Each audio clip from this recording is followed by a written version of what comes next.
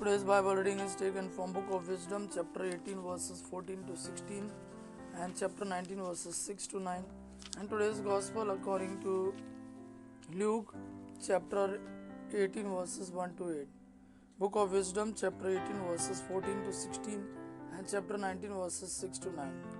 While gentle silence enveloped all things, and night in its sweet course was now half gone, thy all-powerful word leaped from heaven, from the royal throne into the midst of the land that was doomed. A stern warrior carrying the sharp sword of thy authentic command, and stood and filled all the things with death, and touched heaven while standing on the earth. For the whole creation in its nature was fashioned anew, complying with thy commands, that thy children might be kept unharmed. The cloud was seen overshadowing the camp, and dry land emerging where water had stood before, an unhindered way out of the Red Sea, and a grassy plain out of the raging waves, where those protected by thy hand passed through as one nation after gazing on marvelous wonders. For they ranged like horses and leaped like lambs, praising thee, O Lord, who didst deliver them.